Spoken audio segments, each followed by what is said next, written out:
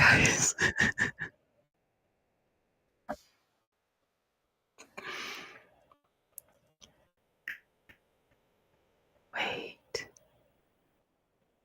Wait a sec.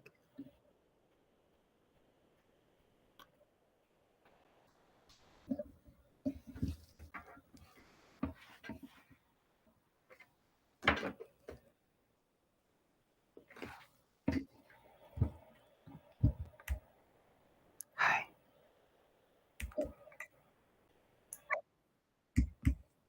Why? Why is he doing that?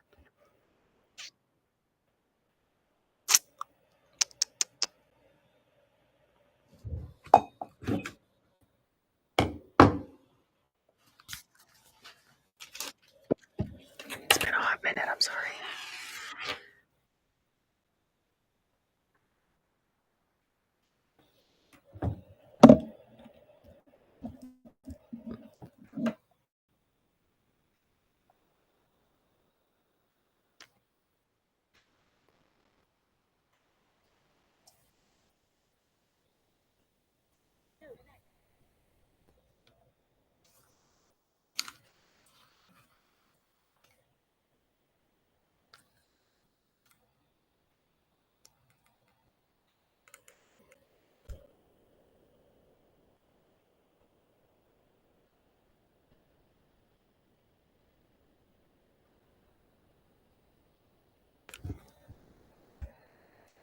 Hello?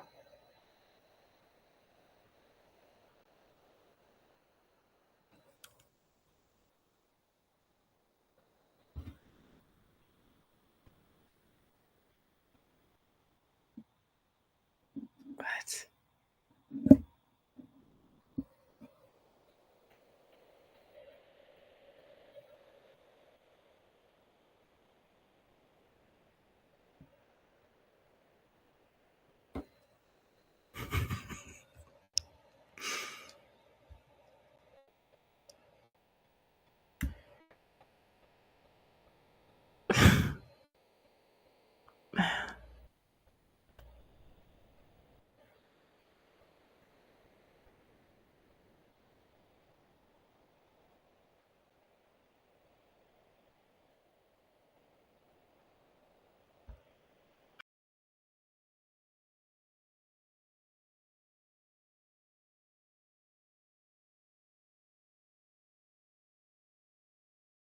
Hello?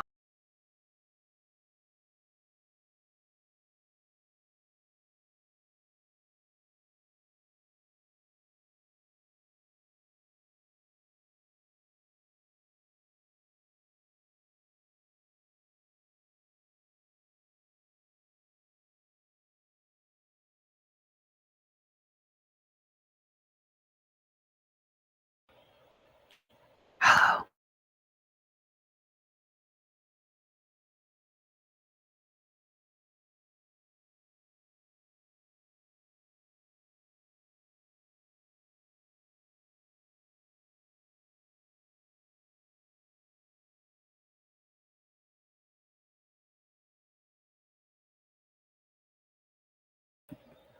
Okay. I think I figured out the problem. Sound on, so it's gonna echo. Anyways, guys, so today I'm gonna do a Bible reading on Ecclesiastes because we already did Psalms, we already did Proverbs, now I gotta do Ecclesiastes. I'm kind of whispering right now because I'm at my dorm in university. And what? I didn't know that was a thing. Yeah, I'm at my dorm in university, and it's almost 10 o'clock. So you have to be quiet. So here I am whispering, and I'm gonna read a Bible reading. I'm so ridiculous. You guys ever see me rubbing my lips like this on stream? It's because I'm getting Vaseline. Vaseline.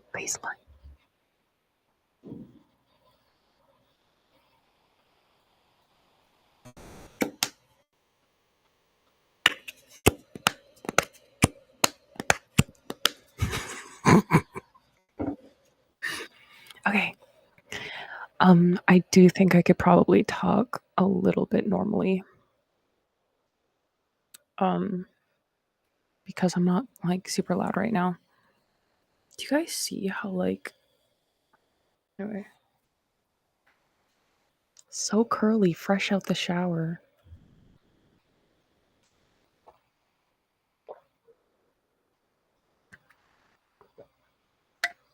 I'm so thirsty.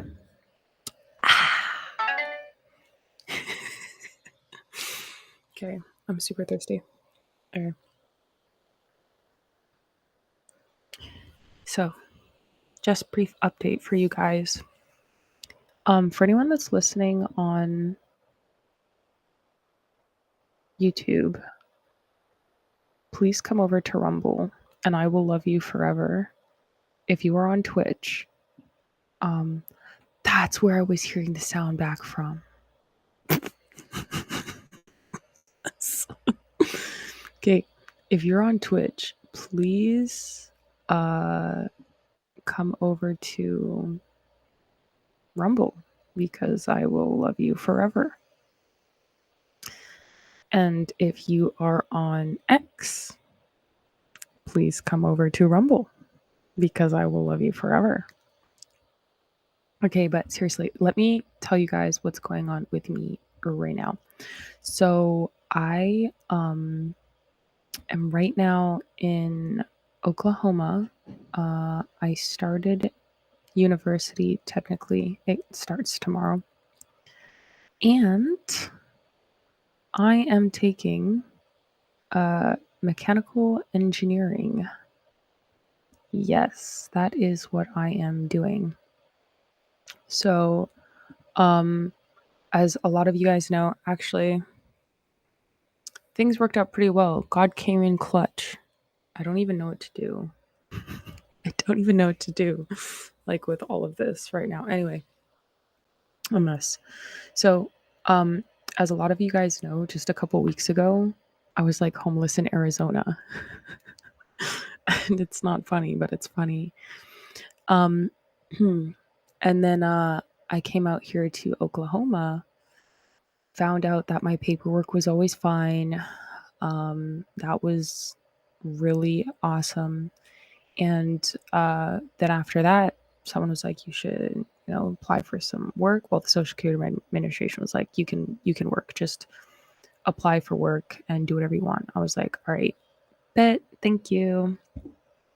And so I did. I have a job. I've been hired, and I have another interview that I'm going to be going to really soon. So that's really exciting because I'm going to be starting work. So I'll be making money, and I'm getting my foot up in a good direction. And someone else was like, "You should apply for school." And I was like, "You know what? I do want to finish." So I applied to a local university, and I got into their mechanical engineering program, or Bachelor of Science. And so I start that tomorrow. So I'm really, really excited about that because, as you guys know, my dad's mechanical engineering technologist. He went to school for mechanical engineering. He has his bachelor's, and I love the work that he does, and I love working with him. And so I just don't see another way. It's like that just makes sense. And I almost stabbed myself in the eye. Thank you, Lord Gonzo, for the congrats on the school, and Derek. Thank you. I'm really excited. Lord Gonzo, I know you're AJ, but I know I haven't done this in a while because I was trying to like get myself like situated like with like school and what I was going to do, if I was going to be on campus and blah blah blah, getting a job, all sorts of things. I was really trying to just grind and get everything done. So now that that's like in order, I think I can start doing some of these again. And so yeah, I'm gonna do a Bible reading. I have met a lot of people so far. Some of them actually there's actually another mechanical engineering student that goes to my church. So that's really cool to me. Um, a lot of the kids I've met are young people. I'll say not kids, like because actually a lot of the students are older. Um, that I've met at least. They're pretty decent, but I kind of keep to myself regardless because I'm just like, whatever, like that's just my personality, guys. And anyone who knows me, like, knows that I really just enjoy being alone. So, but I'm really grateful to the people who brought me here and the people that I met that have just like helped me along the way because I'm like I'm literally free. Like I literally can like do what I want to do now. And I can make money and take care of myself and now I can go to school and it feels really good. On the flip side, um it's a lot in other ways, but I'm just going to try. The world is your oyster. Exactly. I'm just going to try not to think about those other things, and not let like my mind or circumstance of before get the best of me. Yeah, God is good. Yeah, God is good. And yeah, I won't think about it, but it's new beginnings, and that's all that matters because you can't live in the past. The past is the past, and the people are the past. So, oops, I almost shut down my computer. Let's get to reading. Um, and yeah,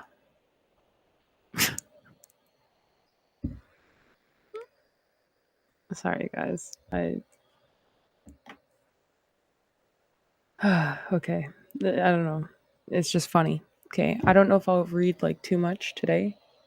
I'll read a little bit, and then we'll kind of discuss some stuff that we see on X. Why not? And we'll go back to the Daily Gazeta. And by the way, guys, I have started OMAD, eating once a day, predominantly protein and fat, and no sugar, not even from fruits. Um, Everything that I'm doing from right now is like kind of mechanical. I said a while ago, like when I found out that I was free, I said everything from now is mechanical. I don't care. Nothing's changing my mind. Like everything's mechanical. Like nothing is going to change my mind. And I've stuck to that. What I do during the day, mechanical. What I eat, mechanical. Like when I say that, I mean like it's not for my own personal like pleasure. And I don't care about that. It's what's going to get me the results, what's going to get the job done. And that's just the mode I'm in. And I don't want to be like, I don't want to sound like numb, but it's like at a certain point, you just need to produce results and nothing else matters. I can't really think about anything else anymore. And I've given too much to that, I think. And at the same time, I want to be cautious because I think allowing yourself to feel certain things keeps you like, I don't want to say human, but like human because you can stifle a little bit of your creativity. Um, but in another way, in some other ways, I'm like, who cares? I don't know. I don't know, guys. It is what it is. It is what it is to me. To me, at least.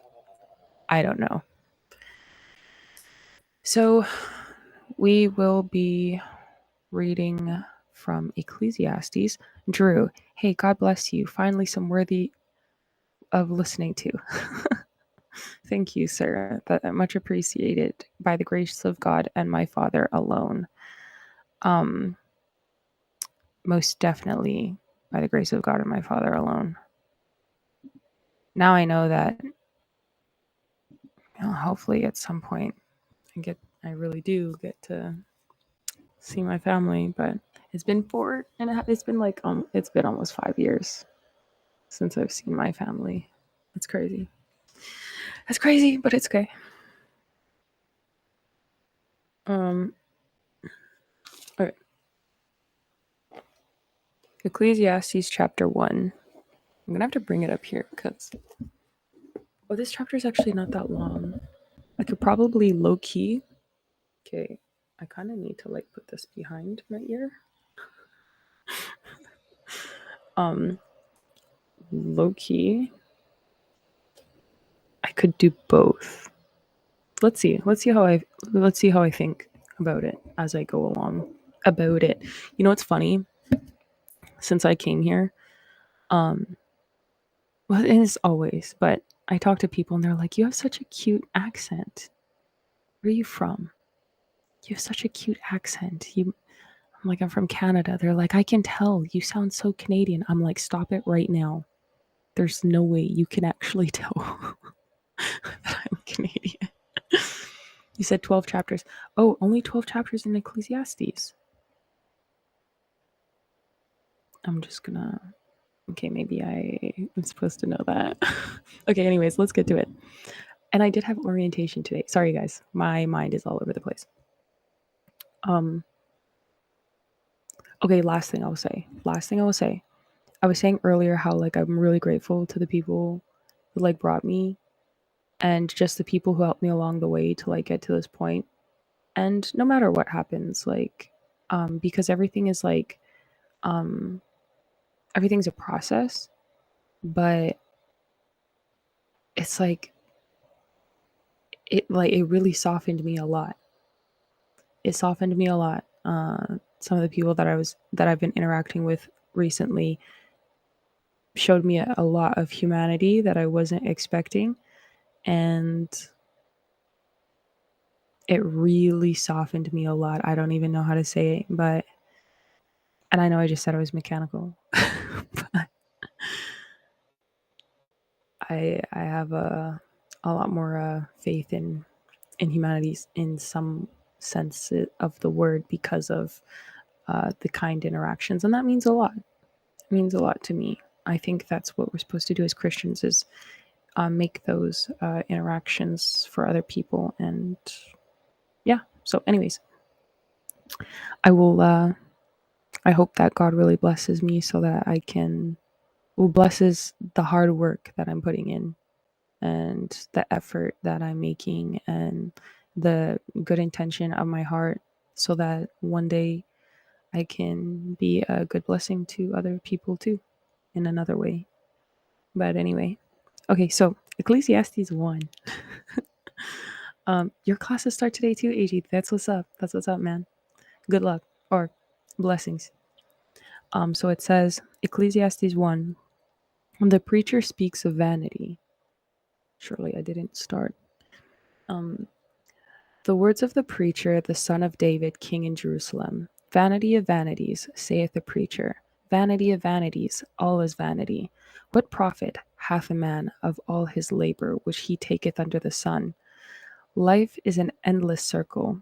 One generation passeth away, and another generation cometh, but the earth abideth forever.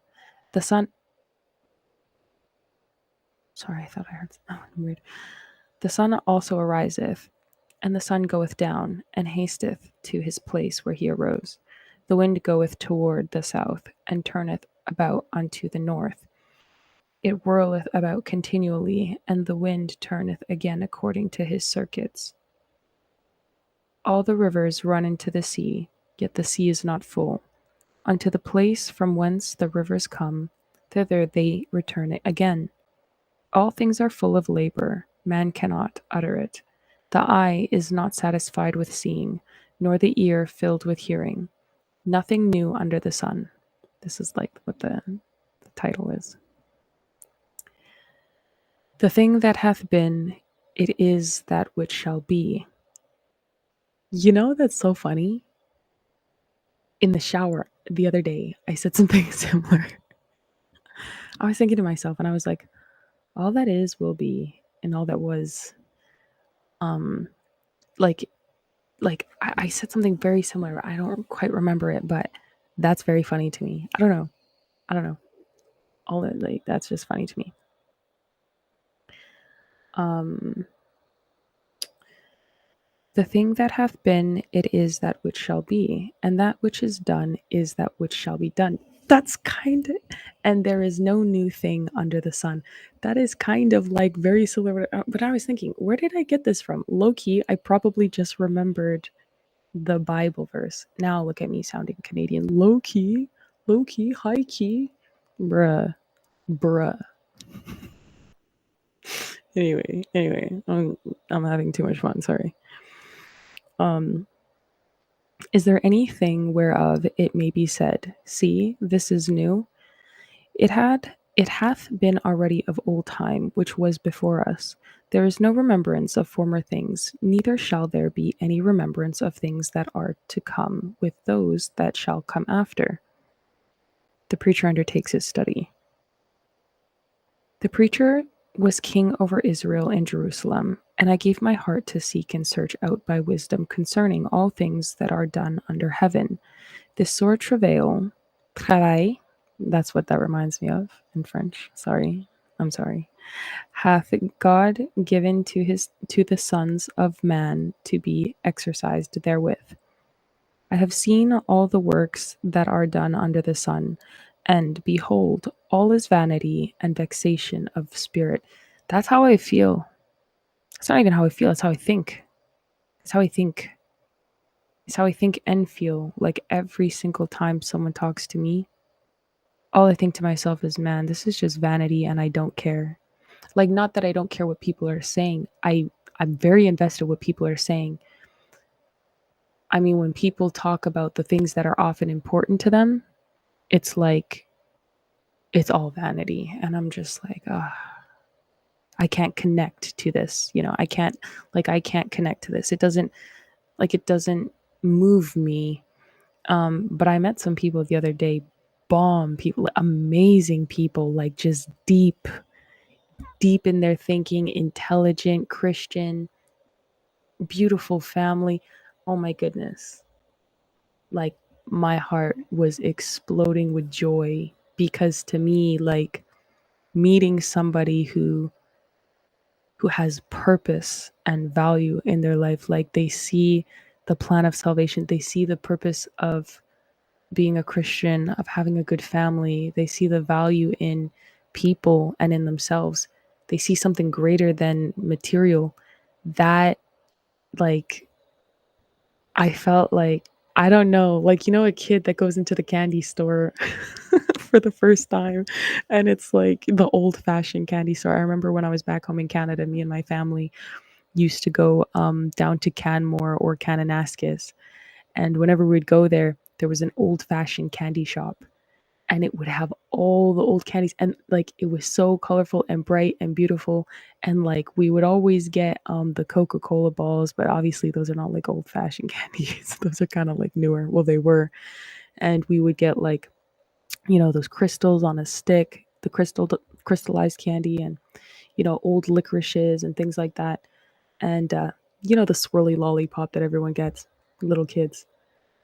And that's kind of like how it felt. That's how I feel as a Christian whenever I meet other Christian people that are like, I don't want to say on fire because that's one thing, but like ones that you feel like your brain can just like be at ease in interacting with those people because you have so many shared values and so many shared ideologies. It's like you can really see a friend in that type of person. And I don't care to have friends with money. I don't care to have friends with fame or with assets or, cars or whatever. It's like that might be very nice. God blesses some people that way. And I think that's amazing because some people need that for God's purpose in life. Some people need to have those things. But for me, the most beautiful thing is to see the true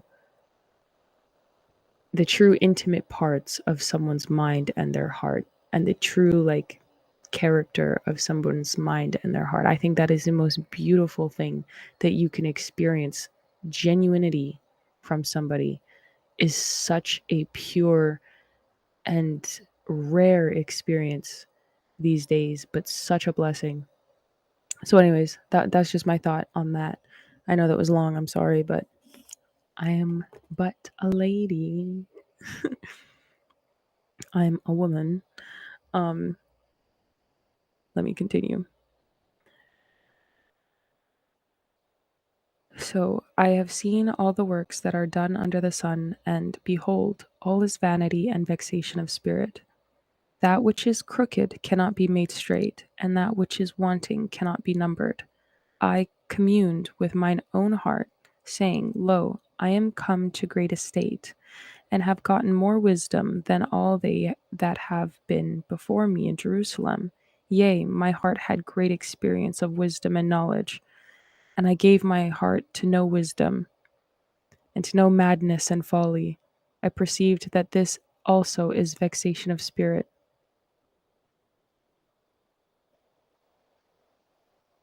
And I gave my heart to know wisdom, and to know madness and folly. I perceived that this also is vexation of spirit. For in much wisdom is much grief.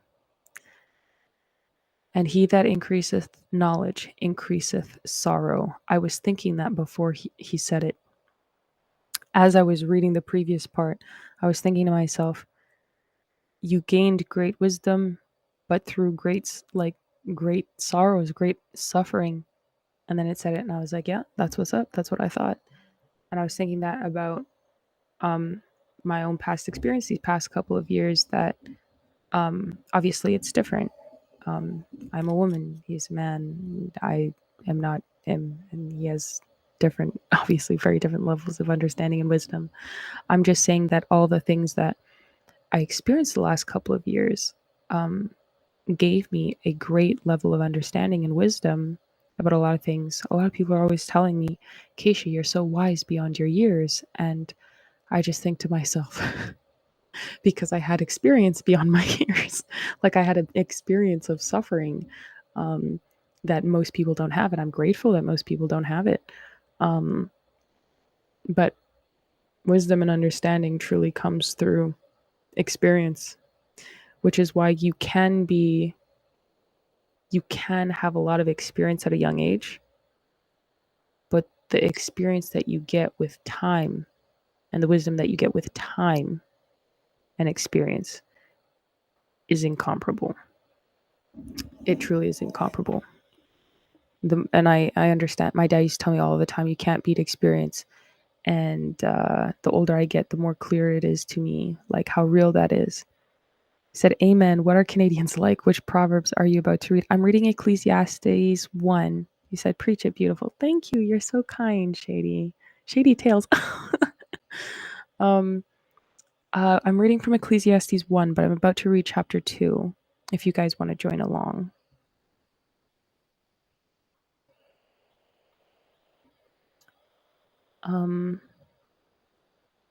Okay, let me see. And sorry, guys, if I'm flipping back and forth. If you want, you can follow Real Talk with Kaysha on Rumble and go over there.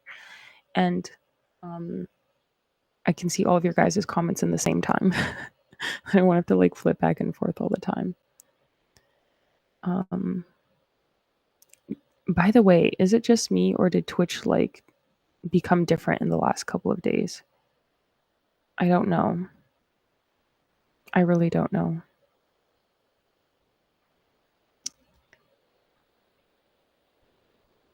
You said I ran into your channel, but let's go. Jesus is coming soon. Yes, amen. Amen. Okay, so let's go to chapter 2. The vanity of pleasure and achievement.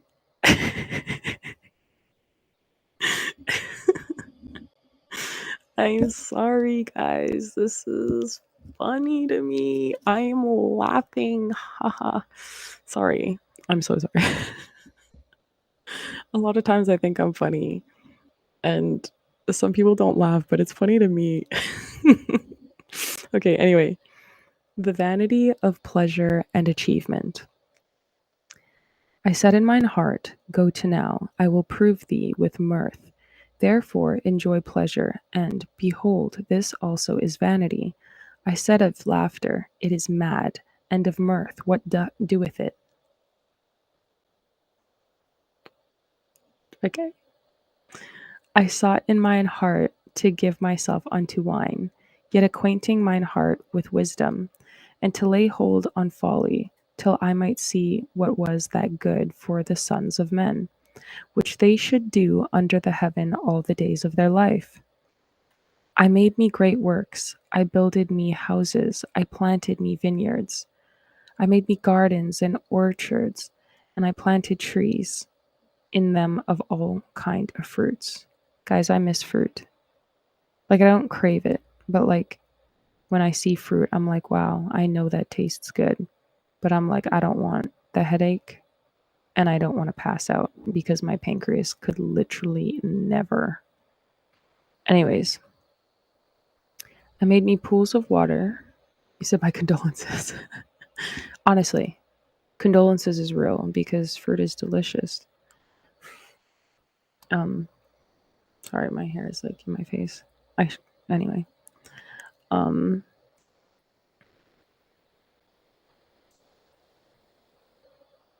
okay, I sought in mine heart to give myself unto wine, yet acquainting my heart with wisdom, and to lay hold on folly, till I might see what was that good for the sons of men, which they should do under the heaven all the days of their life. I made me great works, I builded me houses, I planted me vineyards, I made me gardens and orchards, and I planted trees in them of all kinds of fruits. I made me pools of water to water there with the wood that bringeth forth trees. I got me servants and maidens and handservants born in my house. Also, I had great possessions of great and small cattle above all that were in Jerusalem before me. I gathered me also silver and gold, and the peculiar treasure of kings and of the provinces. I gat me men singers and women singers, and the delights of the sons of men as musical instruments, and that of all sorts. So I was great, and increased more than all that were before me in Jerusalem. Also my wisdom remained with me. Pride and pleasure. It's a little um, passage reading. Noble in youth, noble in manhood. The beloved of his God, Solomon entered on a reign that gave high promise of prosperity and honor. Nations marveled at the knowledge and insight of the man to whom God had given wisdom. But the pride of prosperity brought separation from God. From the joy of divine communion, Solomon turned to find satisfaction in the pleasures of sense. Education, page 152 and 153. Yeah, from the joy of divine communion, Solomon turned to find satisfaction in the pleasures of sense. Pride and prosperity brought separation from God. Yeah. Honestly, that's so real. That's so real. Okay. Um, and whatsoever mine eyes desired, I kept not. This is verse 10 now of chapter 2 of Ecclesiastes. And whatsoever mine eyes desired, I kept not from them. I withheld not my heart from any joy, for my heart rejoiced in all my labor, and this was my portion of all my labor. Then I looked on all the works that my hands had wrought, and on the labor that I had labored to do. And, behold, all was vanity and vexation of spirit, and there was no profit under the sun. That's what I think right now, that there's literally no profit under the sun. Like, right now, I think to myself, honestly, the only value there is to me in this world is to have a family. And I've always thought that, but like nothing matters to me. Like I don't care about bags or nice clothes or nice cars or exorbitant amount of money or fancy trips or like I just want someone to do life with. Like I want someone that I can do God's ministry with, that I can raise children for the kingdom with, that I can love and be against the world with. not against each other and then the world also against us. Like, obviously you're not going to go around like causing mayhem like for no reason. It's just like you understand that life is very hard and life is very cruel, but you have someone that's loyal that you can trust, that is your teammate. You are valuable but different, and you value each other's skills and put them together to create something beautiful, something strong, something, you know, powerful, and something that represents God. And that's what family is supposed to do. Something that gives people hope, for something better and greater than themselves. And I don't see that very much. Um, but I think I did the other day, and it like I said, the people I came across just the other day, they were just, it was such a blessing to just even interact with these people. It was such a joy. Like it was just beautiful for my brain. And I know that, I don't know if that sounds weird, but when you come across people who are greatly intelligent and greatly talented, it is such a blessing to just experience. Um, and being able to marry someone like that and create a family with them, I don't think there's anything else that really matters. Um, Everything that I've learned in my life, I've learned for the purpose of giving it to a family one day. Um, that it might aid my future husband and that it might bless our children together. And like the languages I've learned, for example, I did it because there was a need in the moment, but I thought to myself, okay, in the grand scheme of things, way, way, way, way, way down the line when I have kids, this might be useful to them. Everything I've done, I thought, okay, this might also be useful for a future husband and children. And I might be a better teammate that way. And so I'm at the point where I really could care less about anyone that wants to chase vanity or anything that wants to chase vanity. And it's no disrespect to people who value that, because there is a place for it. Like you do need money, you do need things, obviously, because you need a place to stay, you need food, but it's completely different to prioritizing vanity. I don't prioritize vanity. I want my family that I'm going to create to prioritize God, because God always provides and He always opens doors of opportunity. And as someone who has literally been poor and on and off the street and in shelters and getting away by the skin of my teeth a lot of times, I saw that God was the one that was constantly providing. When my family was going through such a hard time, and He still is. So I don't know. My point is, like, I know it's a very long-winded answer, I know, but um, and no one really asked, I guess, but it came to my mind just after reading that, because it's like it's a really real thing, and to the point where it's like I nothing but the idea of family interests me at this point. Anyway, wholesome things at least. So anyway, and then the next part says, without God, everything is pointless. That's exactly what I was talking about. That's what I mean. Like, there's no point in having anything if you're gonna lose salvation down the line. Like, this world is so temporary. It's like, if you really just want heaven and you understand that you just want heaven, this world doesn't even really matter. It matters in the scheme of, in the bigger picture, you're helping and you're doing God's purpose for your life, but it doesn't matter for all the flashy things. Like, it's just, I literally don't care. Anyway, and I turned myself to behold wisdom and madness and folly, for what can the man do that cometh after the king? Even that which hath been already done. Then I saw that wisdom excelleth folly, as far as light excelleth darkness. The wise man's eyes are in his head, but the fool walketh in darkness. And I myself perceived also that one event happeneth to them all. Then I said in my heart, as it happeneth to the fool, so it happeneth even to me. And why was I then more wise? Then I said in my heart, that this is also vanity. This also is vanity. For there is no remembrance of the wise more than of the fool forever. Seeing that which now is in the day to come shall all be forgotten. And how dieth the wise man? As the fool. Therefore, I hated life, because the work that is wrought under the sun is grievous unto me.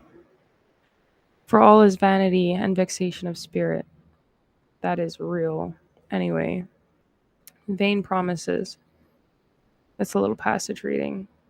Solomon erected altars to heathen gods, only to learn how vain is their promise of rest to the spirit. Gloomy and soul-harassing thoughts troubled him night and day. For him there was no longer any joy of life or peace of mind. And the future was dark with despair. Yet the Lord forsook him not. Patriarchs and Kings, page 76 and 77. Another great book, might I add. One second, let me just see what you guys...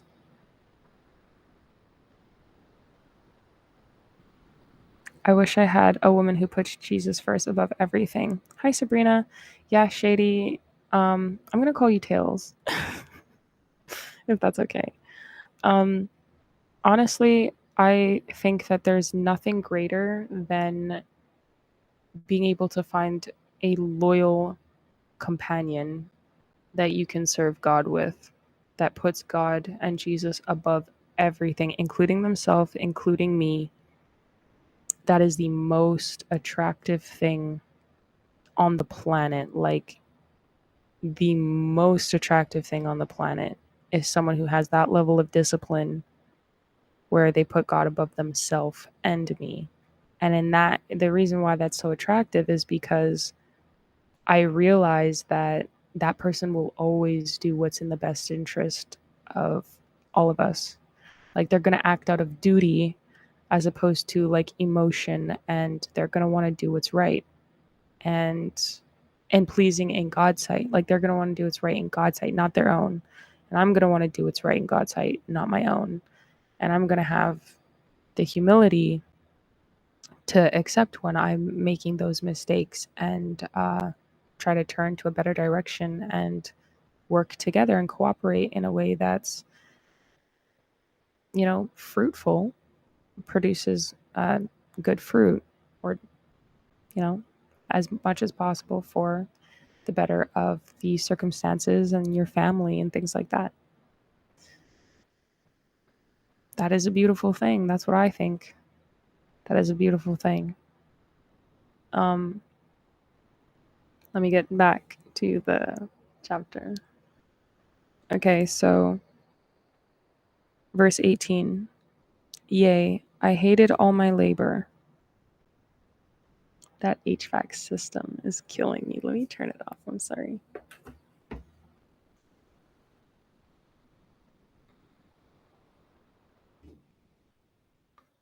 Bruh. Can you guys hear that?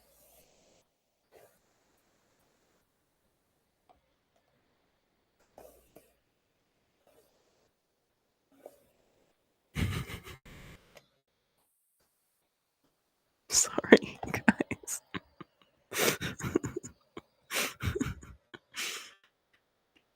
I'm literally such a goof sometimes. You couldn't hear?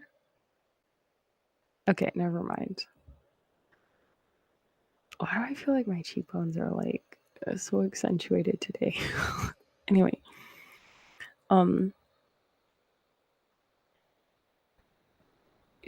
can't pick it up. Wow, shout out to this mic. Okay, that's what's up. Okay.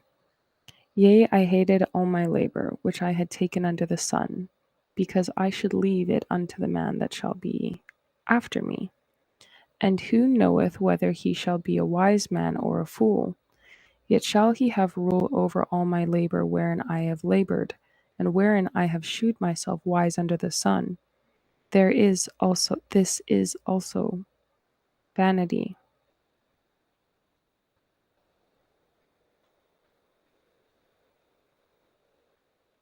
Therefore I went about to cause my heart to despair of all the labor which I took under the sun. For there is a man whose labor is in wisdom, and in knowledge, and in equity. Yet to a man that hath not labored therein shall he leave it for his portion. This also is vanity and a great evil. For what hath man of all his labor, and of the vexation of his heart, wherein he hath labored under the sun? For all his days are sorrows, and his travail grief. Yea, his heart taketh not rest in the night. This is also vanity. There is nothing better for a man than that he should eat and drink, that he should make his soul enjoy good in his labor. This also I saw, that it was from the hand of God. And there is a little passage here. It says, wasted years. That reminds me of the song from my great grandma's cassettes when I was younger.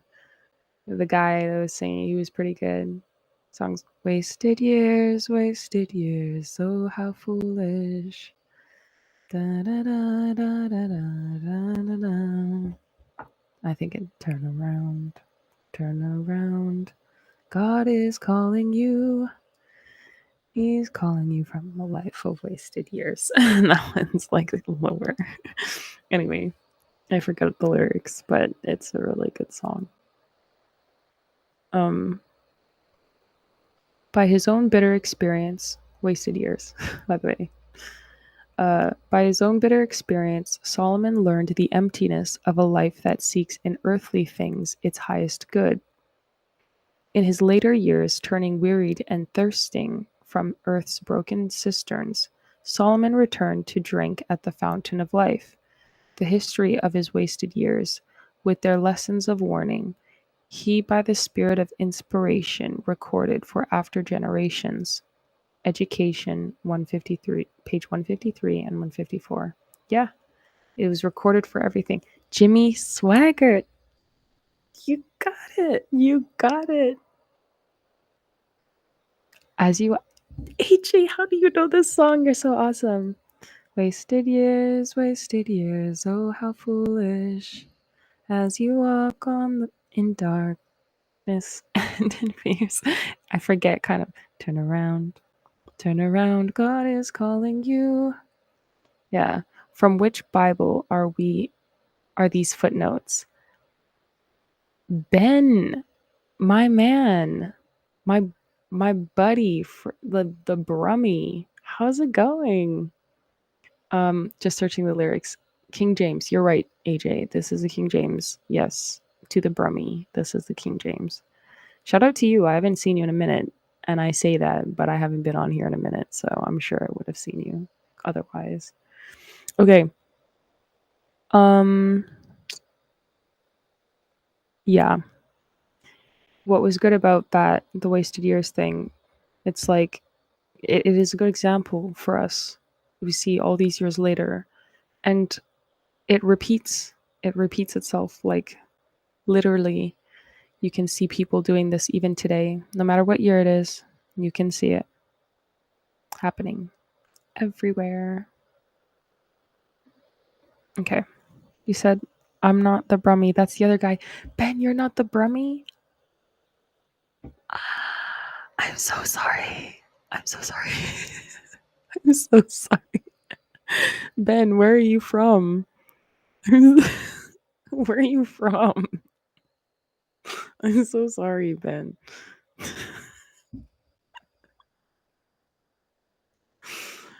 Forgive me. I'm sorry. Okay, verse 25. For who can eat, or who else can hasten hereunto more than I? I'm the Floridian.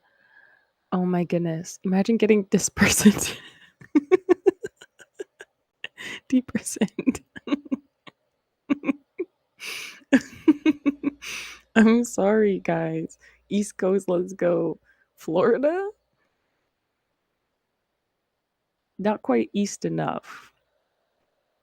It's pretty hot down there, isn't it? Okay. For God giveth to a man that is good in his sight wisdom and knowledge and joy. But to the sinner he giveth travail, to gather and to heap up, that he may give to him that is good before God. This also is vanity and vexation of spirit. Solomon.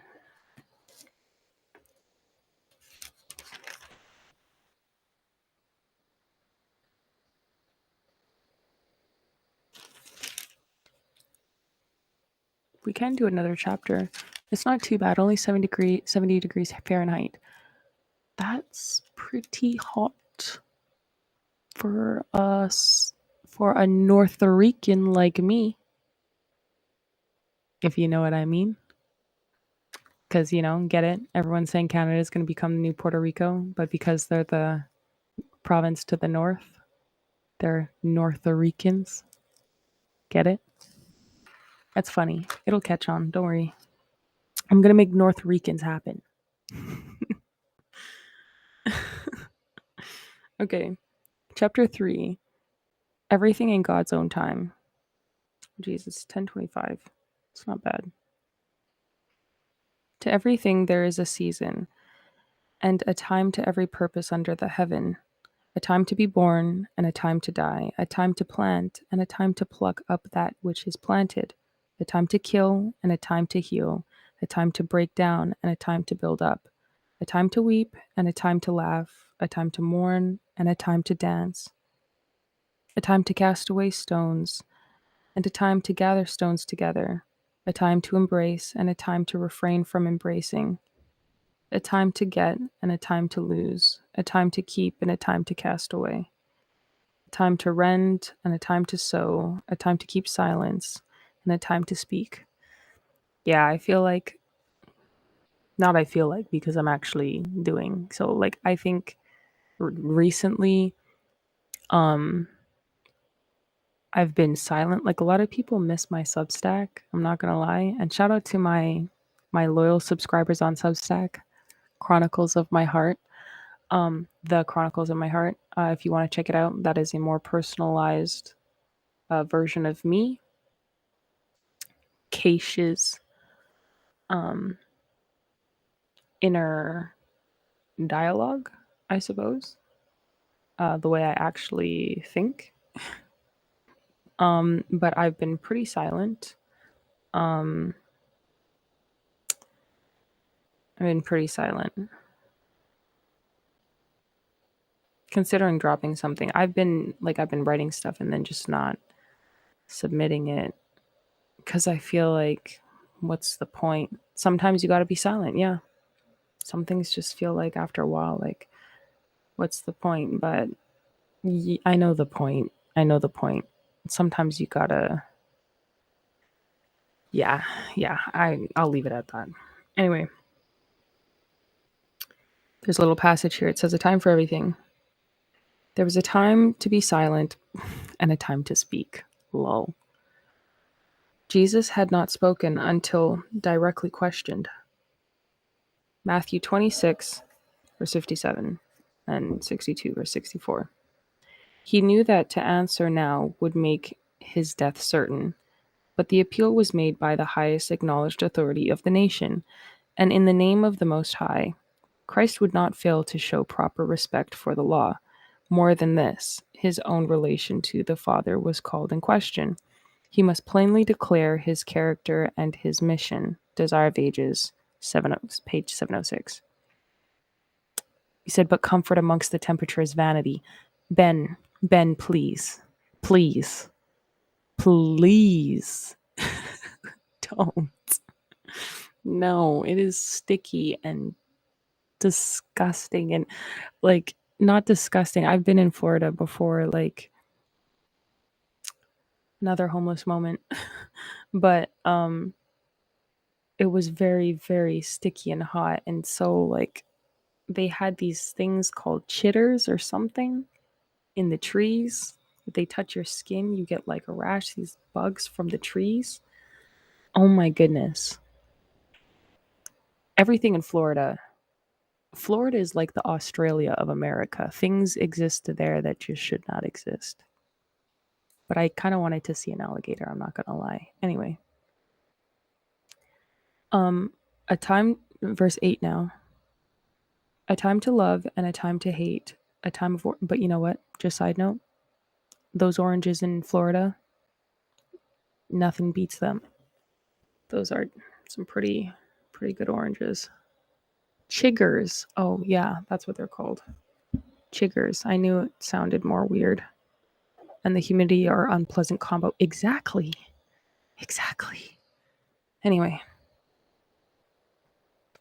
A time to love and a time to hate, a time of war and a time of peace. What profit hath he that worketh in that wherein he laboureth? I have seen the travail which God hath given to the sons of men to be exercised in it.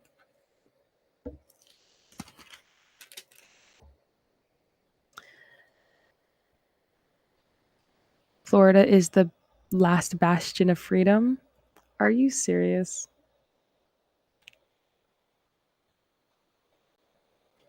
Are you sure?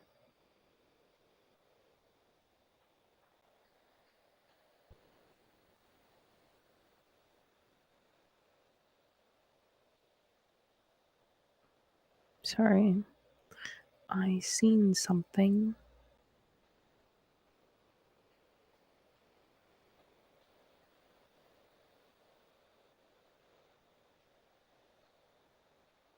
Sorry, I get so distracted. When COVID shut everything down, we were still relatively operational. That's what's up. That's actually awesome. Okay, so the excellency of God's works. Verse 11. He hath made everything beautiful in his time. Also he hath set the world in their heart, so that no man can find out the work that God maketh from the beginning to the end. There's a little passage. Do not lift the veil. Man cannot by searching find out God. Let none seek with presumptuous hand to lift the veil that conceals his glory. No mortal mind can penetrate the secrecy in which the secrecy in which the Mighty One dwells and works. Only that which he sees fit to reveal can we comprehend of him. Reason must acknowledge an authority superior to itself. Heart and intellect must bow to the great I Am. Ministry of Healing, page 438. I know that there is no good in them, but for I am man to rejoice and to do good in his life, and also that every man should eat and drink and enjoy the good of all his labor. It is the gift of God. Ben said, seriously though, Ecclesiastes is one of my favorite Old Testament books. It's not my favorite. It removes all earthly values and possessions so that all that's left, all we see is God himself. That's where I'm at in life. I'm not going to lie. I agree. Like, all the earthly possessions, like, none of it means anything. After everything I've been through, all I see is God. And that's really all I want to see. And I think that's why there's a Proverbs or Psalm that says in the book of Proverbs or Psalms where it says it's better to be in the house of mourning than the house of feasting. And there's a David. You said credit to DeSantis for Florida? What about Matt Gaetz? Anyhow. Yeah. God himself. That's really it.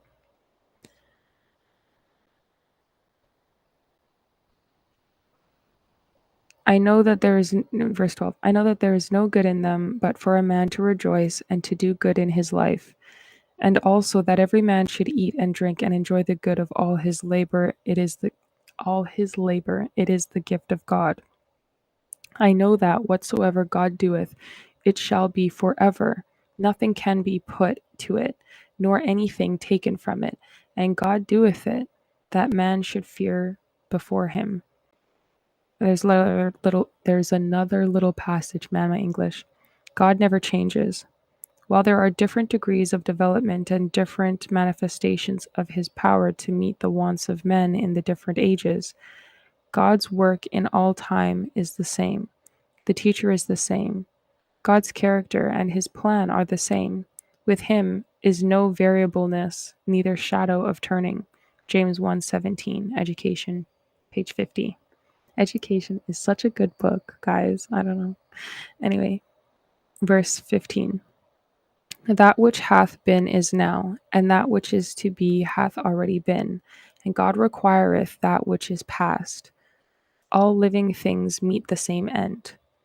And moreover, I saw under the sun the place of judgment, that wickedness was there, and the place of righteousness, that iniquity was there. I said in mine heart, God shall judge the righteous and the wicked, for there is a time there. For there is a time there for every purpose and for every work. I said in mine heart concerning the estate of the sons of men, that God might manifest them, and that they might see that they themselves are beasts. For that which befalleth the sons of men befalleth beasts. Even one thing befalleth them. As the one dieth, so dieth the other. Yea, they have all one breath. So that a man hath no preeminence above a beast, for all is vanity.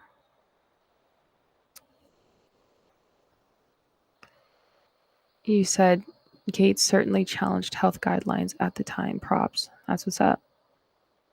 Verse 20. All go unto one place. All are of the dust, and all turn to dust again. Who knoweth the spirit of man that goeth upward, and the spirit of the beast that goeth downward to the earth?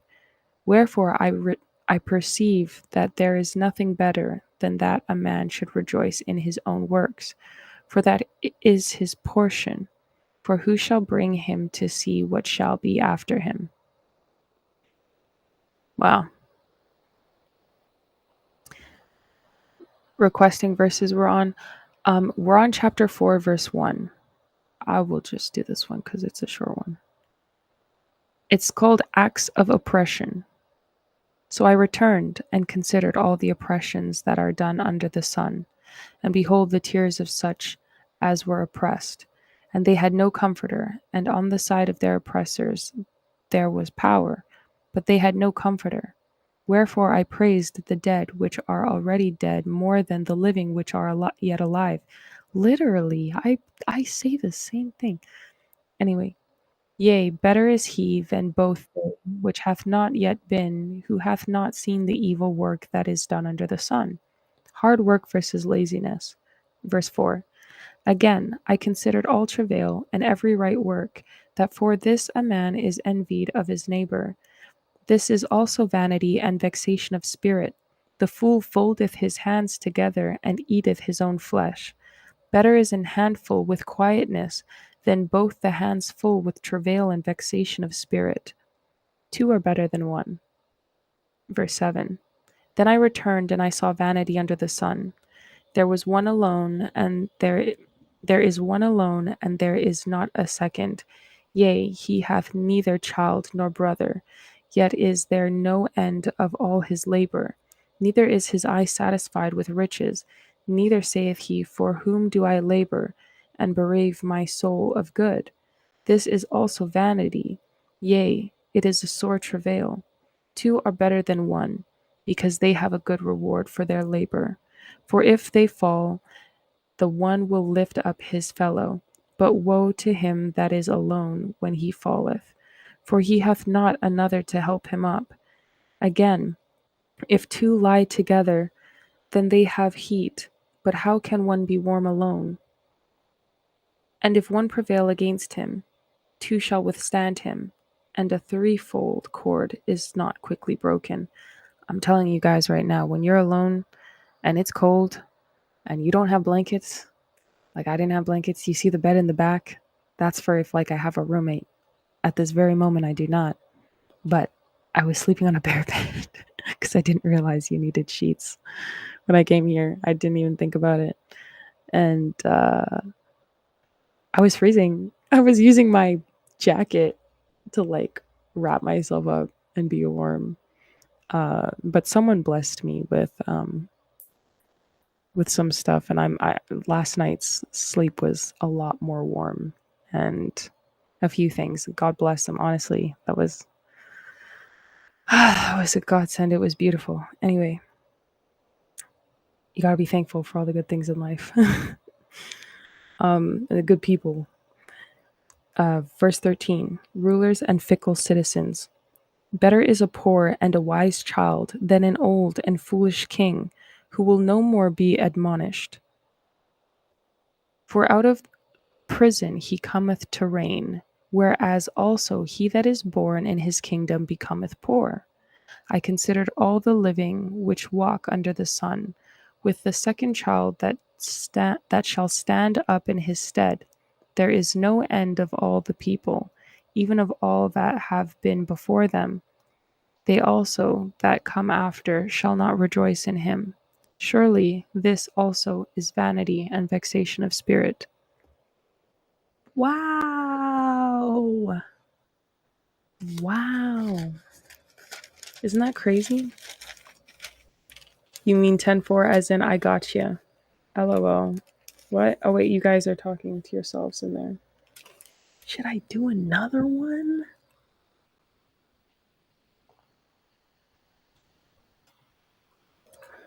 Ecclesiastes on a roll. Water is delicious. I put my tea bag, my peppermint tea bag, in my water, and I couldn't warm it up because it's way too big for the microwave. Like, it's way too tall. So I just put it in cold water. And that is refreshing and delicious. I do wish it was hot, but that is refreshing and delicious.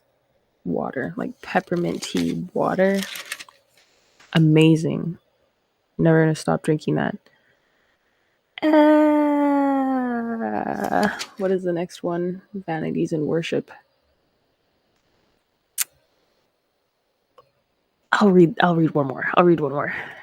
Nothing better than a crisp cold water on a hot day. Yeah, it's kind of cold right now in here. Also because I turned off the the heat, but it's okay. It's okay. Okay, last one. Vanities and worship. Chapter 5. Keep thy foot when thou goest in the house of God, and be more ready to hear than to give the sacrifice of fools. For they consider not that they do evil. Be not rash with thy mouth, and let not thine heart be hasty to utter anything before God. For God is in heaven, and thou upon the earth. Therefore let thy words be few. For a dream cometh through the multitude of business, and a fool's voice is known by multitude of words. When thou vowest a vow unto God, defer not to pay it, for he hath no pleasure in fools. Pay that which thou hast vowed. Better is it that thou shouldest not vow, than that thou shouldest vow and not pay. Suffer not thy mouth to cause thy flesh to sin, neither say thou before the angel that it was an error. Wherefore should God be angry at thy voice, and destroy the work of thine hands? It's actually a question mark. And destroy the work of thine hands. For in the multitude of dreams and many words there are also divers vanities. But fear thou God. If thou seest the oppression of the poor, and the violent perverting of judgment and justice in a province, marvel not at the matter, for he that is higher than the highest regardeth, and there be higher than they. Yeah, the injustice is crazy. Another chapter, water, you thinking. You're so funny, Ben. You said another chapter, water, you thinking. And you did the boom boom emoji. Oh my gosh, that's actually so funny. Anyway, this is the last chapter, and you should be glad to be.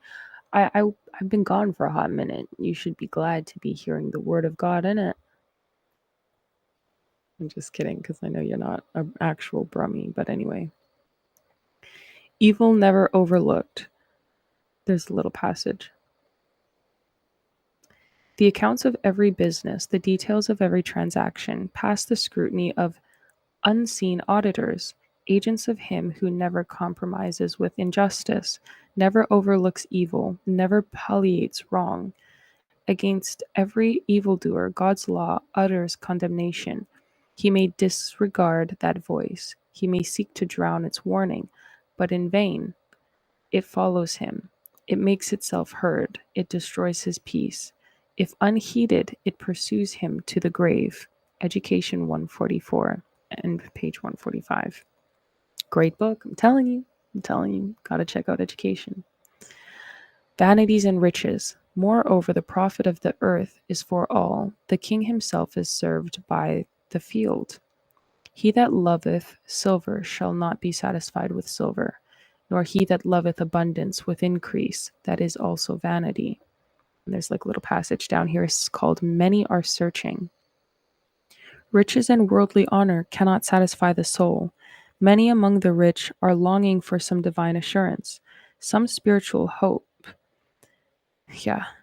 Many long for something that will bring to an end the monotony of their aimless lives. Yes, the monotony. That is it, precisely it. The monotony of their aimless lives. Many in official life feel their need of something which they have not. Few among them go to church, for they feel that they receive little benefit. The teaching they hear does not touch the heart. Shall we make no personal appeal to them? Among the victims of want and sin are found those who were once in possession of wealth, men of different vocations and different stations in life have been overcome by the pollutions of the world, by the use of strong drink, by the indulgence of lust, and have fallen under temptation. While these fallen ones demand pity and help, should not some attention be given to those who have not yet descended to these depths, but who are setting their feet at the same path? Thousands in positions of trust and honor are indulging habits that mean ruin to soul and body. Ministers of the gospel, statesmen, authors, men of wealth and talent, men of vast business capacity and power for usefulness are in deadly peril because they do not see the necessity of self-control in all things. They need to have their attention called to the principles of temperance, not in a narrow or arbitrary way, but in the light of God's great purpose for humanity. Ministry of Healing, page 210 and 211. That is so real. That is so real.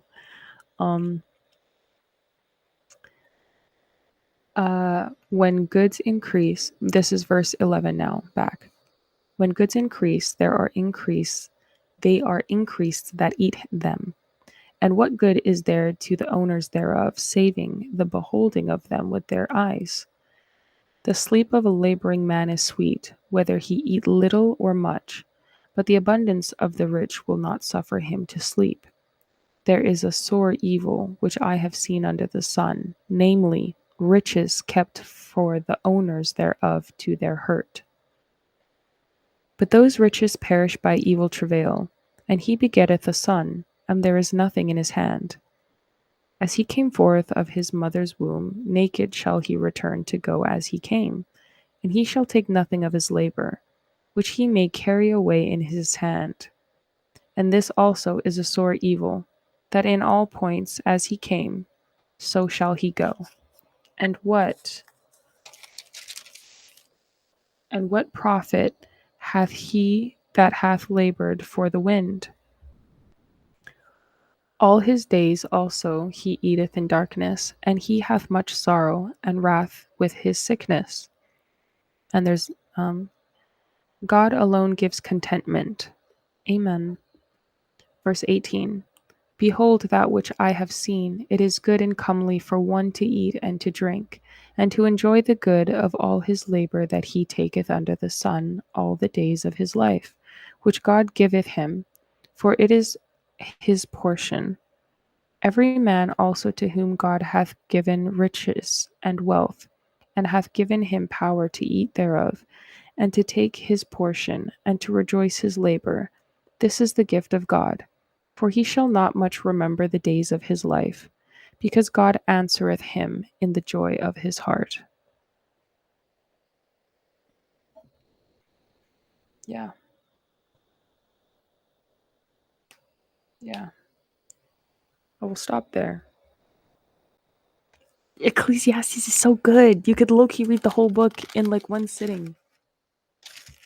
Like it is spitting fire.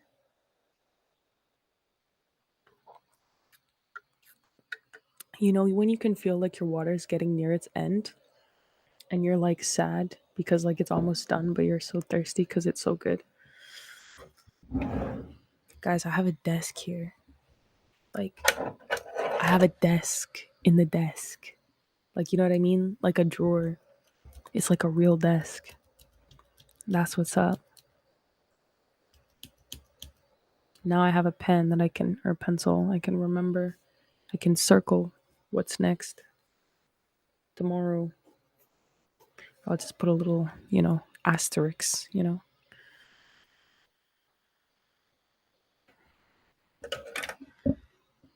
Where's my constitution? Gotta mark it and close it. At the halfway point of Ecclesiastes. Yeah. I almost read number 6 too because I was like, actually, it looks fire. I really thought about it. It wasn't long either. It's really not. It's really not.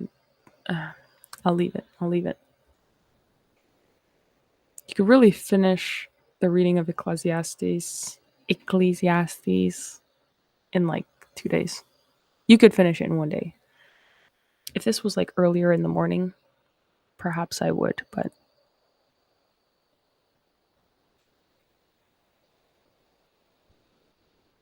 well.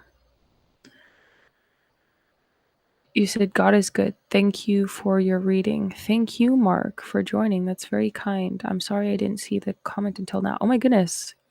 There is so many comments on YouTube. Sorry guys. I just prayed and opened my Bible to Proverbs. That's what's up. Hey, I like how Proverbs 11:21 and Ecclesiastes 4:12 bounce off each other in KJV. Used to just be somebody. I used to just be somebody. Hello, everyone. Peace and blessings. Peace and blessings. Anyone in here want a Bible study? That's kind of what this is, I guess. Pastor Timothy, bless you. God bless you too, sir. Does anyone know if John reflects the breath of life? I'm hungry for this teaching. If anyone knows, to find out. Perhaps a Bible study question for my dad.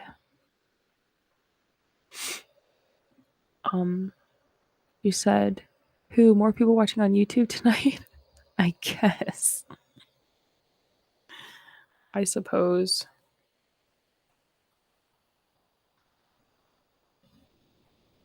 I suppose so.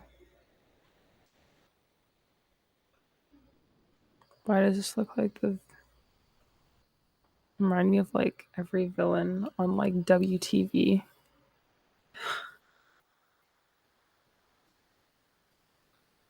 Anyway, let's pray to close. And then we'll go to a Gazeta for a few minutes on Twitter, because why not? Let's see what's up. Let's see what's up on X. It's not Twitter anymore, guys. I should really stop calling it that. Anyway. Dear Heavenly Father, thank you so much for this day. Thank you for another day on this earth. Thank you for all the blessings that you've bestowed upon us.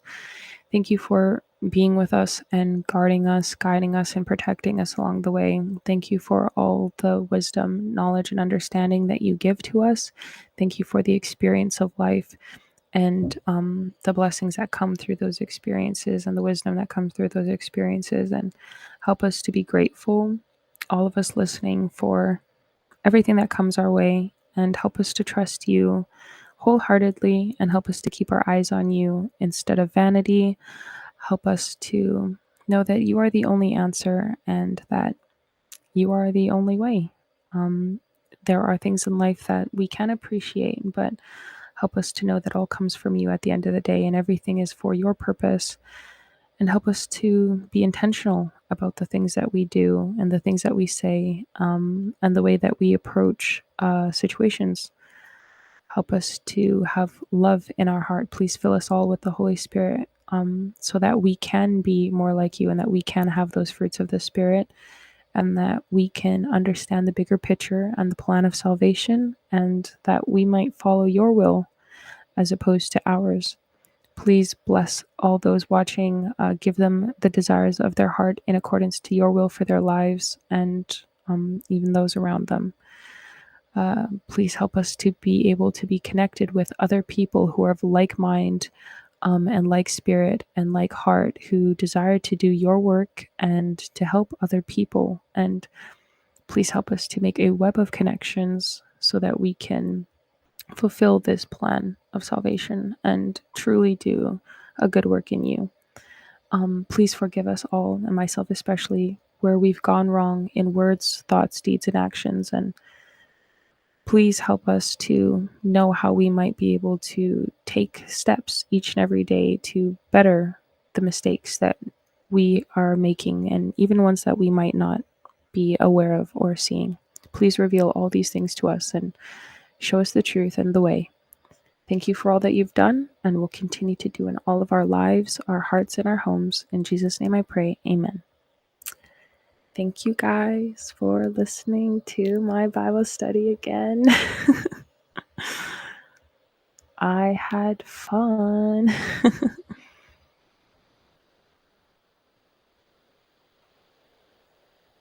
You said,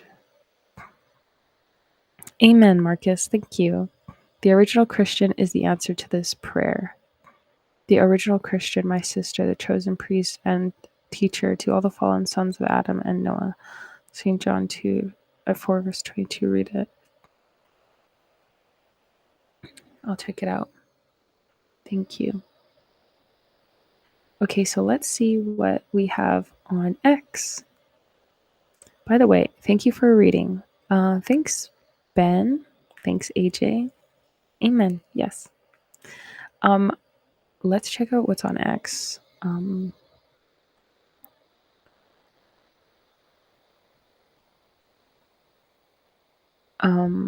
Let me refresh. It seems like the feed is old.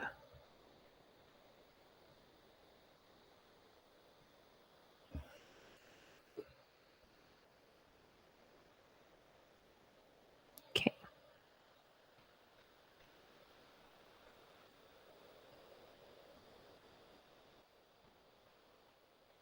Wow. Guys, I ate nuts today and my head started hurting. I'm determined. I got a headache. I'm determined to returning to. I miss like you said. I need to get going. Thanks again. Have a great night. Have a great night, Ben. I'm determined to getting myself back to my usual, and not precisely like usual, but I mean, because you want to be better than before, but I really don't like. I just want to be able to eat like veggies and stuff. It's so funny. Nice. That's what's up. That's what's up. Lisa Ann, life-changing benefits of a plant-based diet.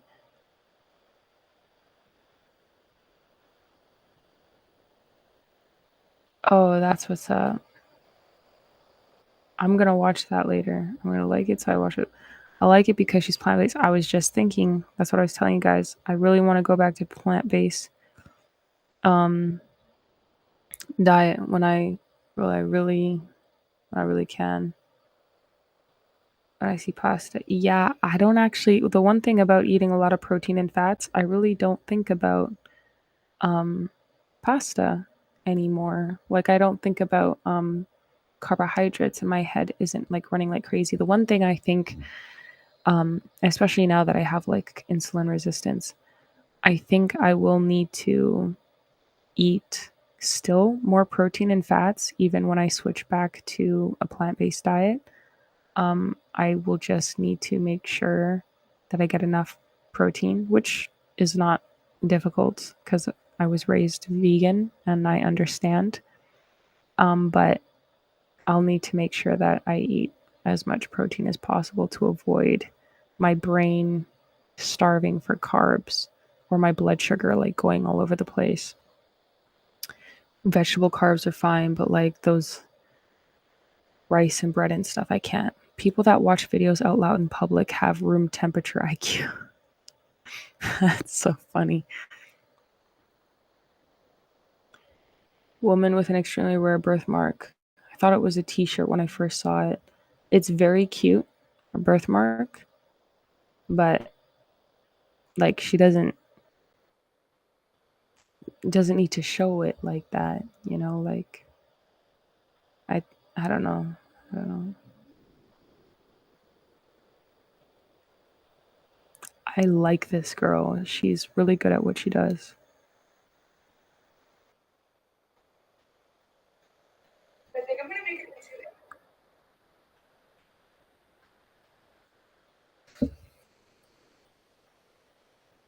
I just realized that I'm not like I wasn't sharing with you guys the screen. I always do this. I literally always do this. So now I have to click presentation. Okay, so Lisa Ann, this is the lady who went plant-based. This was the carbs I was talking about. This is the lady with the really rare birthmark. I was like, it's a cute birthmark, but like, you know, doesn't really need to show all of it like that. But she has a nice birthmark. It's cool. I don't know. Never seen it before like that. This lady is usually really good at making clothes. That's a cute dress. She changed on it, but I think I'm gonna make it into a dragonfly top. That'll be one of my outfits for Electric Forest. I didn't thrift this. It was my grandma's. My mom gave it to me. It's an old tablecloth, and I think I'm gonna make it into a cutout corset style top that I'll wear with some puffy sleeves that I made. And the tablecloth also had some matching napkins. So I think along with some other napkins for my grandma, I'm gonna make some comfy overalls. These two are my favorite napkins of the bunch, so I use them the most in the overalls. And I think along with this napkin, I might make a little asymmetric skirt outfit. And I might use one of these with florals on it to make into a top that I'll wear with sleeves and bottoms that I made from this jumpsuit that I thrifted that has a big hole in it, but is a really pretty floral pattern. I got this blanket that has this just sort of random wavy pattern on it. I'm gonna make it into a poncho that is merch for my best friend's brand, Controlled Chaos. I thrifted this dress, and I think I'm gonna make it into a cover up that I can wear over my bathing suits whenever I go to shows at water or to the beach. I got these two polka dot dresses, and I think I'm gonna make them into a little corset, which honestly I don't love. She's a little bit wonky, but I learned a lot while making it, and that's all that matters. If I was to wear it, I'd probably do it with this crochet bolero from Just My Luck and a matching skirt that I made from this striped dress that I thrifted. I got this black dress, and you can't really tell, but it is really pretty lace. So I'm going to take out the lining and make it into a mini dress that I'll wear to Breakaway Music Festival with a necklace from D and Beads and socks and a shrug that I made from this shirt that I thrifted. I got this blanket, and I did a giveaway on Instagram to make it into a custom hoodie for mine and my best friend's brand, Controlled Chaos. I got this button up, and I think I'm just gonna spice it up a little bit and add a cowboy kitty drinking an espresso martini onto it. Got this little knit dress. There are a few holes in it that I'm gonna have to fix, but I think I'm gonna make it into a little two-piece set, and I'll use what's left of it to make either a headscarf or headband. I got this lace shawl with some tassels and beading at the bottom. I think I'm gonna make it into a poncho, which funny. is easy to throw on for the No, I shops gotta stop. She said I can't look away. I know. Oh wait, no, this is a nice dress. This sweater, and I think I'm gonna make them into an outfit for Elements that's inspired by Toph from Avatar. I got this jacket, and it has this fun texture to it. I think I'm gonna make it into an outfit inspired by the Fire Nation girls from Avatar: The Last Airbender with no, no, no, no, no, no, no, no, no. You said I'm not a fan of her wardrobe, but her stylist deserves a raise. No, she's making all of those herself. I'm shook. She could make some serious, she could actually make some serious clothes. Like if they weren't, you know, immodest, she could She has really good skills and she could make some real serious good clothes. Mother says her sons will lose their inheritance if they have a child outside of marriage.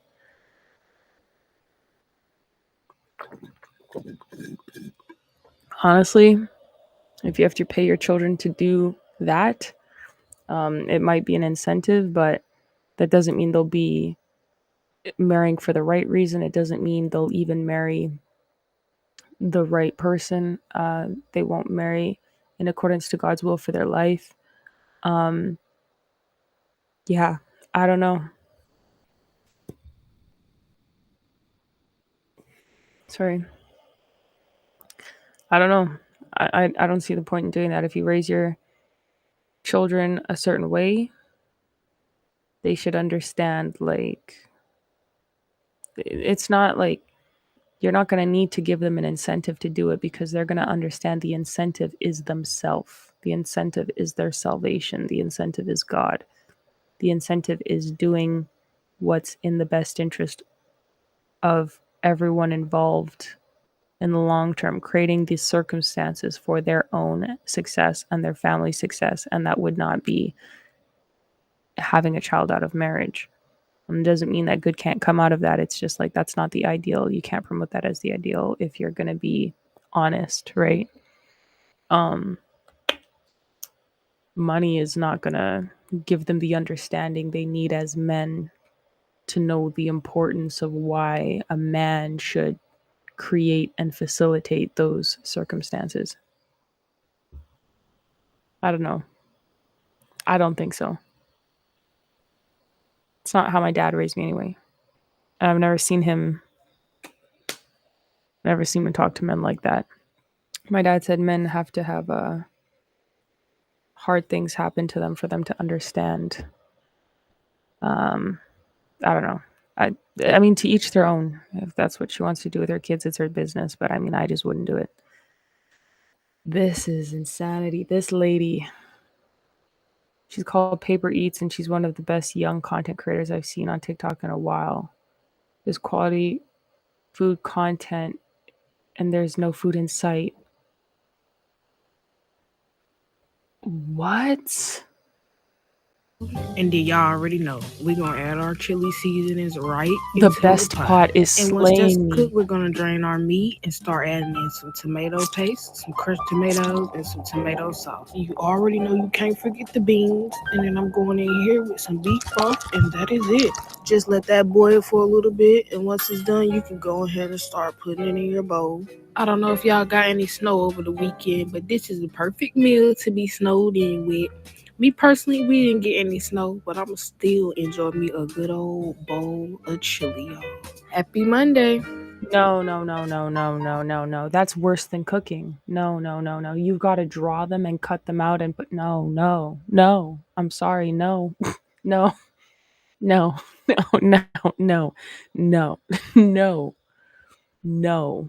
No. Like a paper Minecraft, exactly. No. You said that's not a good incentive. Exactly. It's actually doing them a disservice. Exactly. That's what I was thinking about. The men who she's paying to not have kids. Is the principle of the matter. Exactly. But to that Paper Eats, no. Like, I can't stop.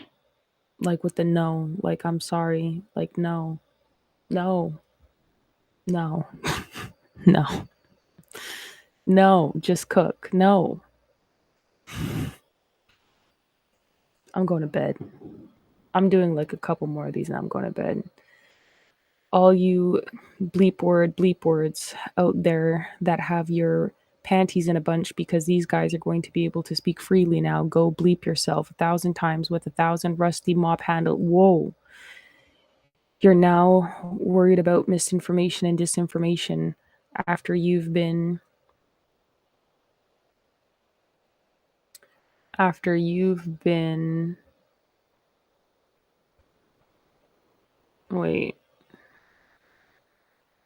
creating it all for the past 10 years. Give me a bleeping break. You're PO'd because you can't control the narrative, not because the narrative is dangerous. It's only about control. You guys were wrong about everything. You had control and You forced everyone to capitulate, and now you don't have control and you hate it. It's insane that they even have the gall to feign that they're upset about this new thing and how dangerous it is when people start making their own decisions. Let's see what he says. I don't care, ma and pa business or biggest business in the world. Right. When the government comes at you and says, we're going to fuck you up, 100% believe then me. everyone goes, Yeah. fine, what do you need from us? Blame the government. Absolutely. Yes, 100%. Yes. Yes. So I don't call the guy a hero, but I Yeah. do blame our government. But now listen, I do as well. all you fucking pussies out there that have your panties in a bunch because these guys are going to be able to speak freely now. Go fuck yourself 1,000 times with 1,000 rusty mop handles, because you're now worried that misinformation and disinformation, after you've been creating all the mis and disinformation for the last 10 years, give me a fucking break. You are pissed off because you can't control the narrative, not because the narrative is dangerous. It's only about control. You guys were wrong about everything. You had control and you forced everyone to capitulate. And now you don't have control and you hate it. But it's not because it's dangerous, or if it is mis or disinformation, then what are we talking about? Ivermectin and horse paste? Like, what are we talking about here? It's insane that they even have the gall to feign that they're upset about this new thing and how dangerous it's going to be when people start making their own decisions. All right. He said, all right. All right. That's funny. No, he's got a point. He's got a point.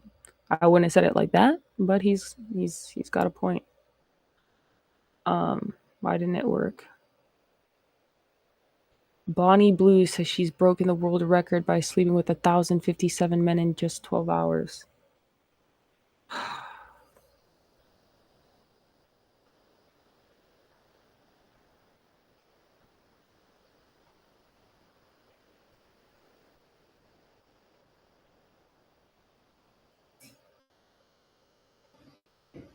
This is what my face looks like after taking 1,000 men less than 12 hours ago. I told you girls, taking fluids for moisturizer was good for your skin. The big 1,000 was completely done. So it started off, I'll give you a bit of an overview. After to start with, it was just like the room was absolutely full. Then we did groups of 5, like one after the other of 5s. I wanted to give people more time, so then it went down to like one-on-ones, didn't it? So like one person would watch whilst I was with somebody, and then it would literally just be like a rotating circle like that.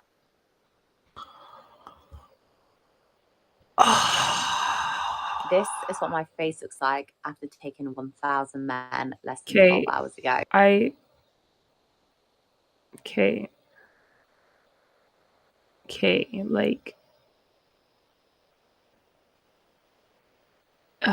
you said let her cook the other girl with the paper stuff. That's so funny. Hope Elon buys TikTok too, just to spite them. I actually said that. I was like, what would happen if Elon bought TikTok?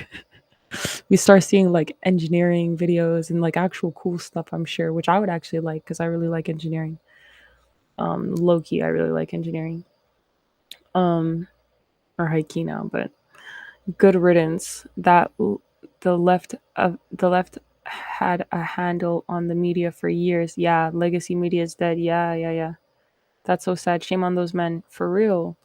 Shame on everyone involved, honestly. You said just discuss. It's sad. Like, I'm like my insides hurt for this lady. Like, I can't even think about that. I can't even think about that. Terry said, this is spot on. A good way to judge someone's characters to see how they act around their dog, and also the way their dog acts around them. Fair. I'm in a dark place tonight. If you could just pray for me, please. Pray for Audra Warlow.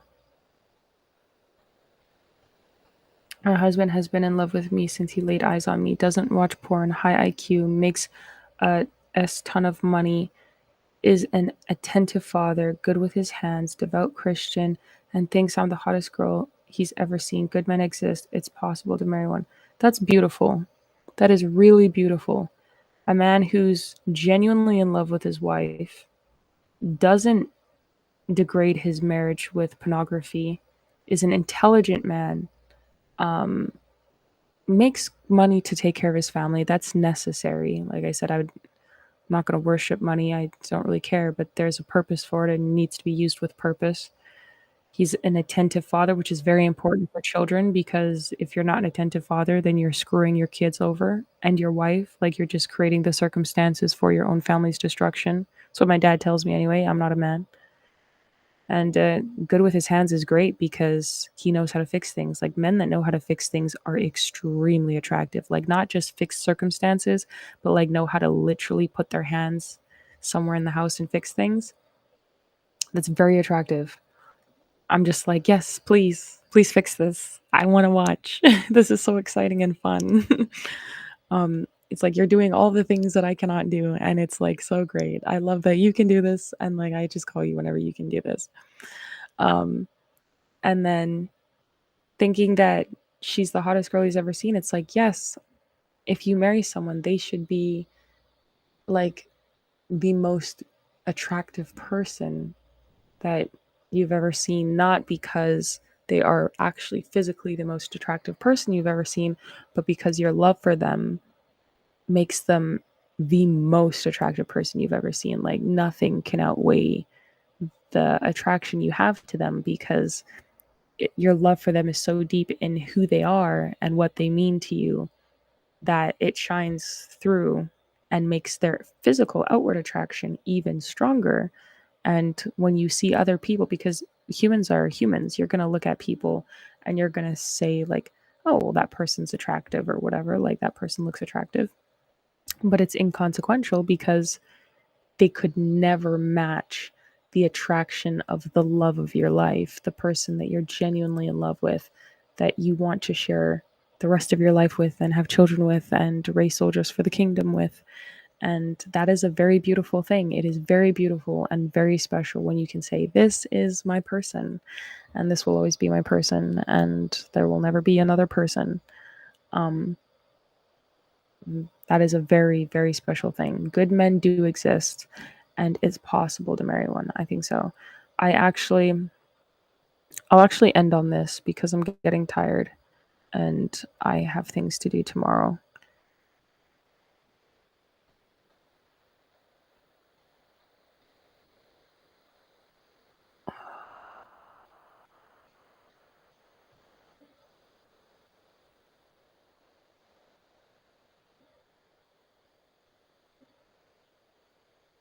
Okay. Good night. Good night, Gonzo. Sorry, I got shocked and I never mind. I was reading something. I was thinking about something. I opened a different thing. I was like, anyway. You said it would influence the younger generation in a big bad way. Dude got several bites of the apple. God bless his family. Stuff like that gives me hope for humanity. Good night. Yeah, that's what I was going to talk about. So I'm going to end on this. So like I said, I've met some people who really made me believe in humanity again. I'm going to end on here. I do have to go to sleep because I almost ended the stream just now. I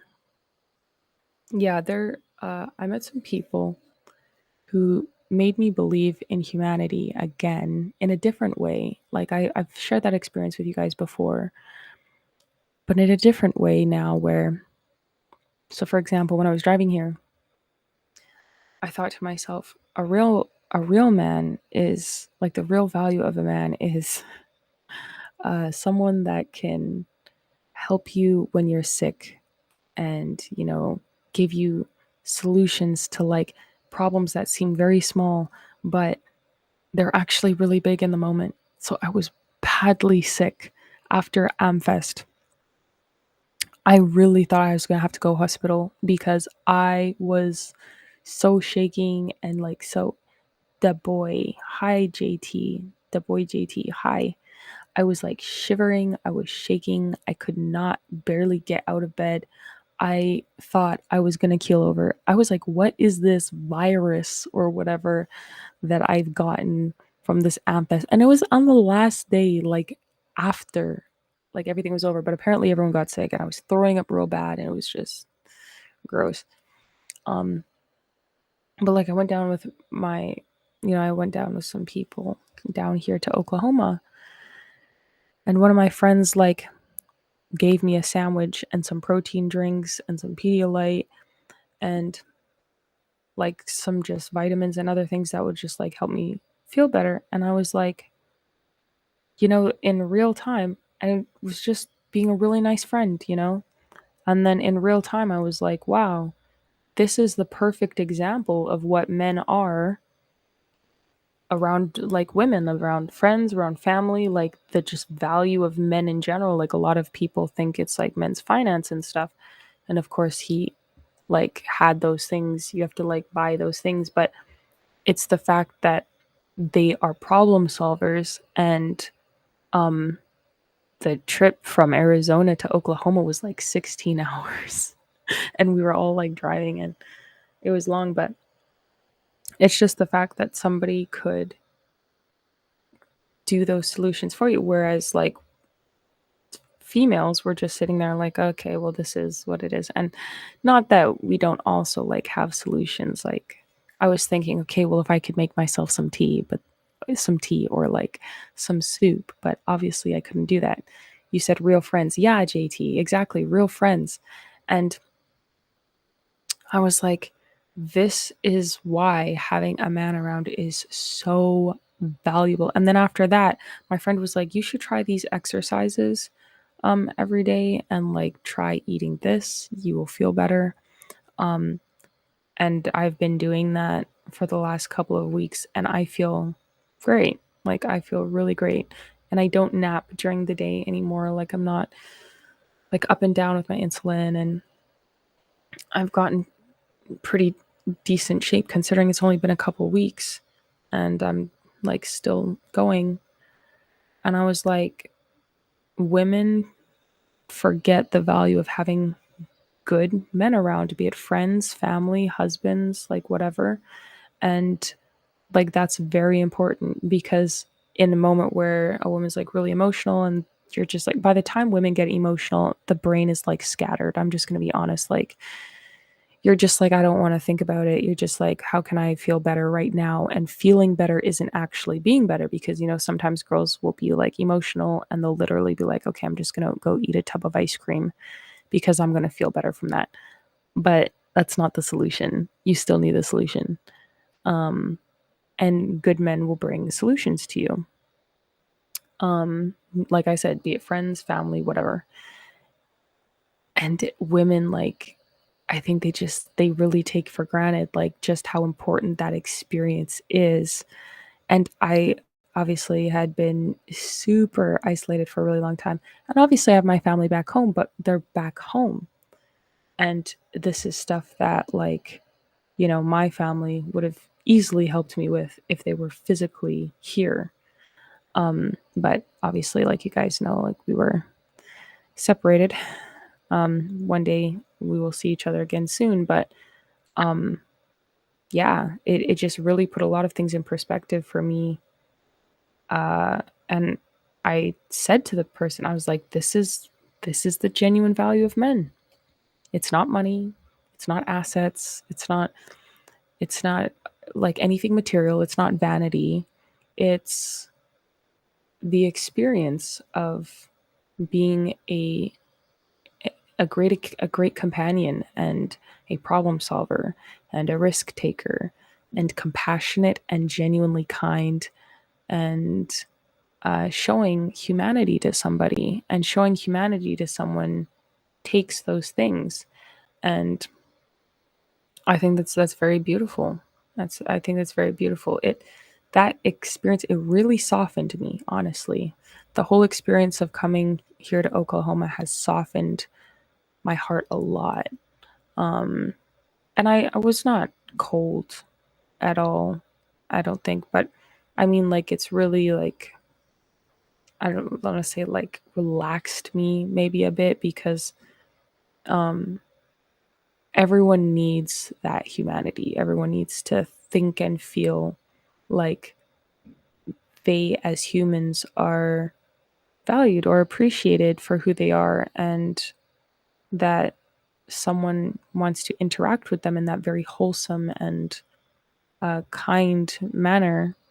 And you don't come across it very often. So when you do see people that show kindness like that, it's like, oh, thank you. That was really a blessing on my life. And you don't forget things like that. You don't. And so, anyway, I think that everybody should consider more, I guess, what we've read today in Ecclesiastes about vanity and about God. And those, like, the people were redirecting me to God consistently and telling me to pray and be in the Bible and, like, you know, being really encouraging to me. And I've progressed so much. I've progressed so much just in the last couple of weeks. And like I said, I was literally homeless just before coming here and living in a hotel. And I'm not going to lie and say that every day is easy, or that, like, I don't feel hurt sometimes by some things, because that's not true. I'm still a person. I still have emotions. I'm just saying that the way that I've progressed so much just by small acts of kindness and just people, like, believing in you makes a big difference. And obviously my dad has been doing that the whole time, which is why I'm even here and able to even perform in these moments where I get these small opportunities. So it's really the grace of God and my father. But when you're outside of family is what I'm talking about. When you come across people that, you know, your family is going to, you're going to be loyal to your family. Your family's going to be loyal to you. That's a given, you know, if you have a good family or a God-fearing family even. But when you come across people that you don't know and you get these experiences, it's more of a blessing. It shows you that God is really looking out for you again. And it brings you back to the full picture. And it really humbles you a lot, because you're like, wow, this really is the grace of God. Like, it's not me. It's not anything else. But it brings back the connectivity. And then you start seeing a purpose greater than you. And you feel God's love, because humans are not meant to be alone. We're not meant to be without connectivity.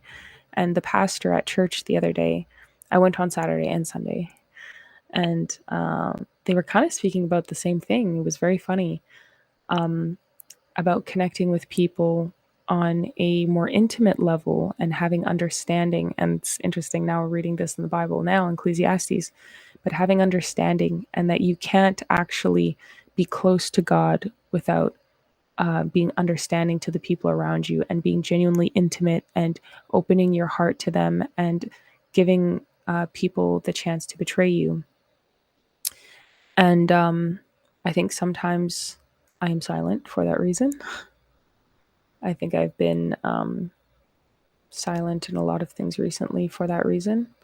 But it's the only way.